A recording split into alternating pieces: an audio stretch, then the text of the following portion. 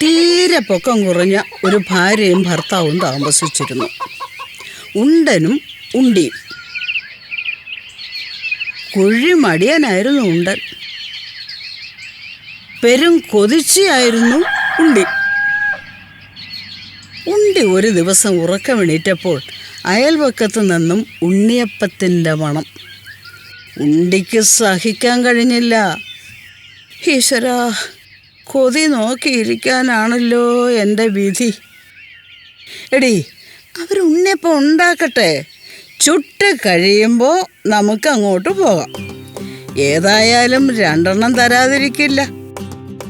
ഈശ്വരാ, 2 ഉണ്ണിയപ്പമോ? ആർക്ക് വേണം? അങ്ങനെ വിട്ടാൽ പറ്റില്ലല്ലോ. എനിക്കും അറിയാം ഉണ്ണിയപ്പം ഉണ്ടാക്കാൻ. എങ്ങനെ? സാധനങ്ങളൊക്കെ ഞാൻ എൻ്റെ വീട്ടിൽ പോയി കൊണ്ടുവരാം. നിങ്ങൾ കാട്ടിൽ പോയി വിറക് വെട്ടിക്കൊണ്ടുവാ.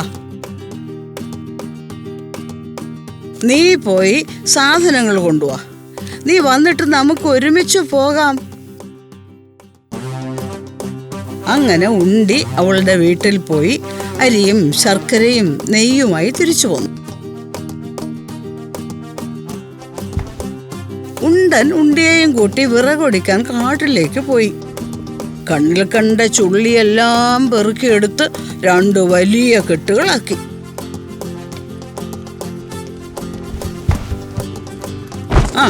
ഈ കെട്ട് പിടിച്ചോ. ഇത്രയും വിറക് കൊണ്ട് ഒരു 100 ഉണ്ണിയപ്പം ഞാൻ ഉണ്ടാക്കും. എനിക്കും ഉണ്ണിയപ്പം തിന്നാൻ അങ്ങ് കൊതിയായി. അപ്പോഴാണ് ഒരു പ്രശ്നം. ഉണ്ടന്റെ തലയിൽ ആര് വിറക് കെട്ട് വെച്ചു കൊടുക്കും?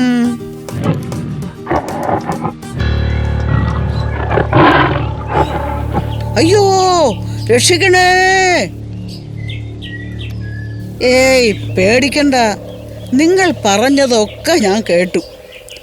വിറക് ഞാൻ പിടിച്ചു തരാം. പക്ഷെ എനിക്ക് 10 ഉണ്ണിയപ്പം തരണം. എന്താ? മറ്റു മാർഗങ്ങളില്ലാതെ ഉണ്ടനും ഉണ്ടിയും പുലി പറഞ്ഞത് സമ്മതിച്ചു. അങ്ങനെ ഉണ്ടനും ഉണ്ടിയും വിറകുമായി വീട്ടിലെത്തി. കൊതിമൂത്ത ഉണ്ടി ചെന്നപാടെ അരിപ്പൊടിയും ശർക്കരയും പഴവും കുഴച്ചു മാവുണ്ടാക്കി ഉണ്ണിയപ്പം ചുട്ടു. ആകെ 16 ഉണ്ണിയപ്പം. 10 പുലിക്ക്. നമുക്ക് പിന്നെ ഉണ്ടല്ലോ 6. 3 എനിക്ക്, 3 നിനക്ക്. 3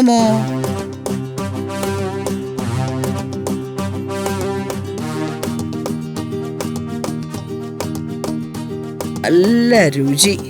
നമുക്ക് 2 കൂടെ തിന്നാലോ? പുലി അല്ലല്ലോ ഉണ്ണിയപ്പം ഉണ്ടാക്കിയത്. ഉണ്ണിയപ്പം തിന്നു കഴിഞ്ഞപ്പോ ഉണ്ടന്റെയും ഉണ്ടിയുടെയും കണ്ണ് വീണ്ടും ഉണ്ണിയപ്പ ചട്ടിയിലായി. ഇനി 6 ഉണ്ട് ബാക്കി. പുലി വിറകൊന്ന് പിടിച്ചു തന്നല്ലേ ഉള്ളൂ. അതിന് 2 ഉണ്ണിയപ്പം മതി. അത് മതി.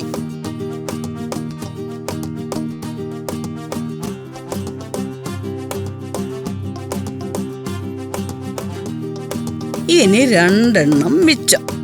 അത് മതി ആ കൊതിയൻ പുലിക്ക്. പക്ഷേ പെരുങ്കൊതിച്ചിയായ ഉണ്ടി ഉണ്ടനറിയാതെ 1 കൂടി തട്ടിയെടുത്തു. മിച്ചം ഉണ്ടായിരുന്ന 1 ഉണ്ടി അറിയാതെ ഉണ്ടനും തിന്നു. നേരം സന്ധ്യയായി. ഉണ്ടനും ഉണ്ടിക്കും വെപ്രാളമായി. പുലി വരുമ്പോ നമ്മൾ എന്തു ചെയ്യും? പേടിക്കാതെ, പുലിയെ നമ്മൾ ഓടിക്കും.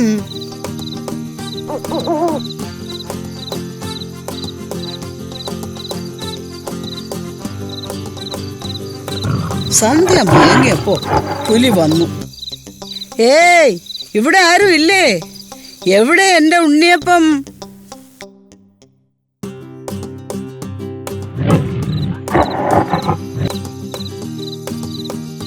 ഇറങ്ങി വാ. എന്നെ പറ്റിച്ച് ഒളിച്ചിരിക്കുന്നോ? ഞാനിപ്പൊ കാണിച്ചു തരാം.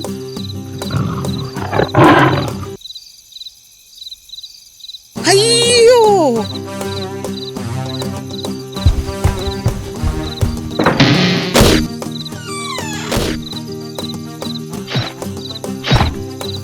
അഹങ്കാരികളെ, തട്ടിൻപുറത്ത് ഒളിച്ചിരിക്കുന്നു.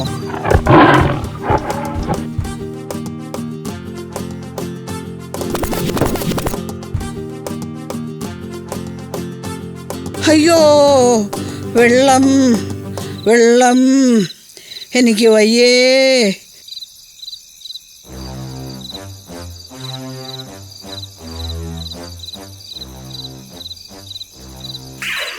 അയ്യോ, പാമ്പ്.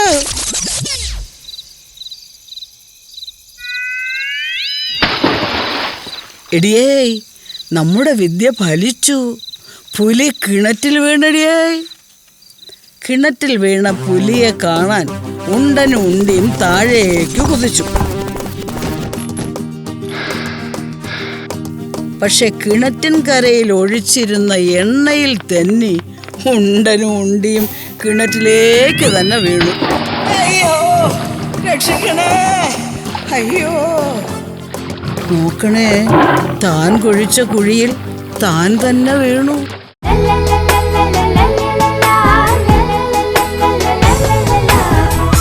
മഞ്ചാടി.